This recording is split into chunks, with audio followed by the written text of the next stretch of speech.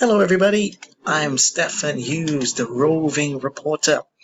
Today, we're going to talk a little bit more on a topic that we use in the classroom to help students consolidate language.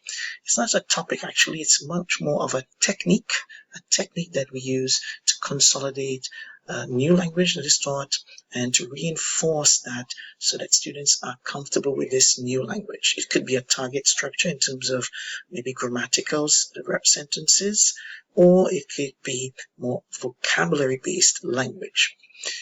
What am I talking about? Imagine, yes, I'm talking about drills, but now looking at how we can use drills in online classes. We'll be working with students through the camera on video conferencing in real time or in other classes where we have to teach online. So can you imagine using drills with your students? Or if you already use drills, maybe this video might be able to help you and give you some additional help with that. So let's take a look at what are we going to talk about here related to drills. So, why would we work with drills? You might probably be asking yourself, who needs drills, in online teaching?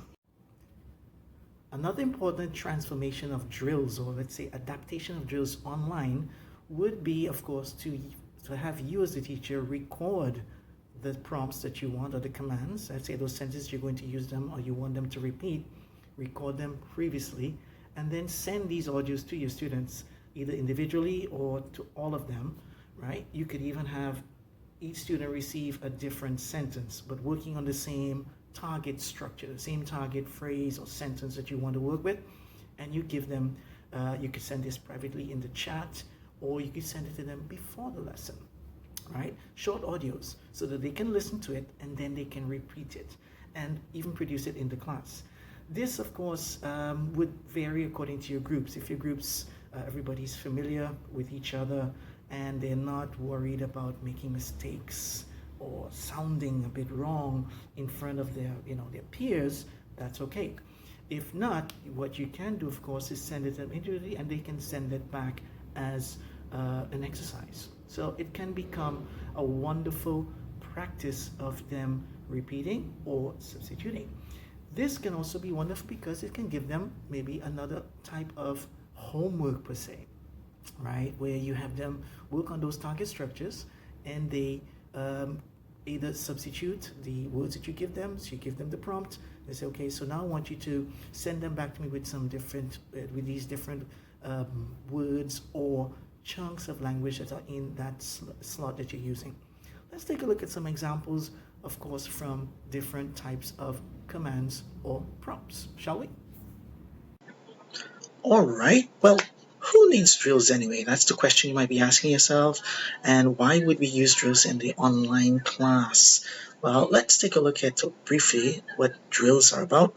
Summing them up, let's say, in a nutshell, what are drills, right? They're opportunities for students to work their mouth around the target language. So you're teaching them something. It could be, as I said, related to verb tenses, to sentence structure, to word order, and so on. It could be related to vocabulary, but we want them to get that feeling that they can actually feel it, practice it, work on pronunciation of the different forms, the intonation, connecting the speech.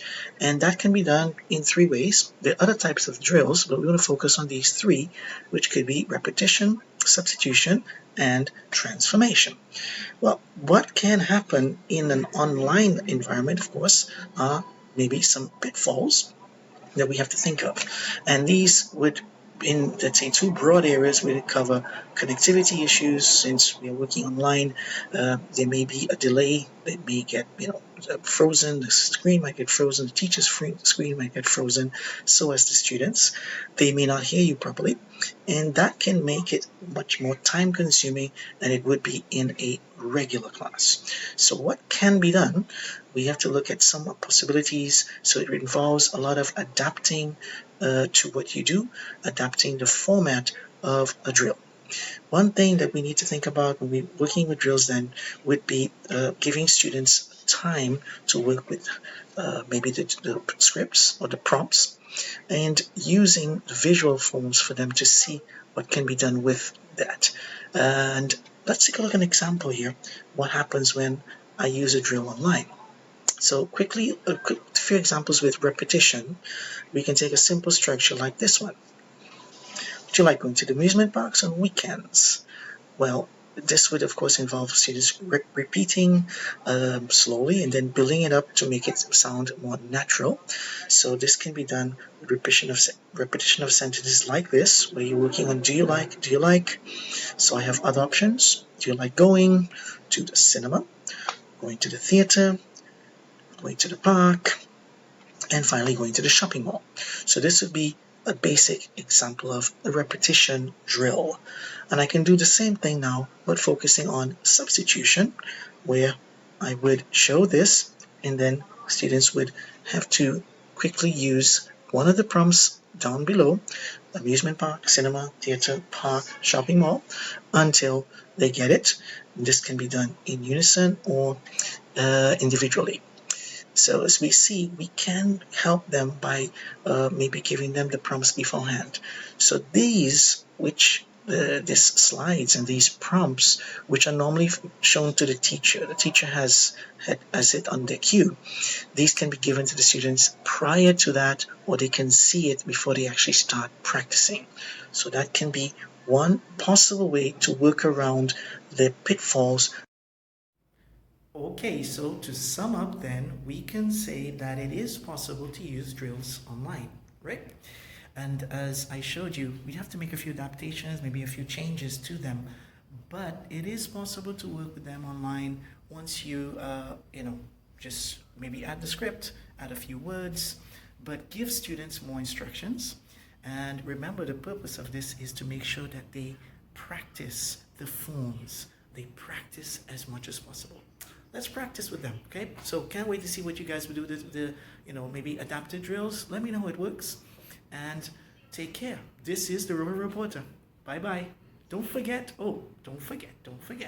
if you like this, hit the like button, hit the reminder button, the bell, so you can have other videos like this. And of course, don't forget to share, don't forget to spread the word. Remember, sharing is caring. Bye-bye. See you all. The Roving Reporter here. Take care.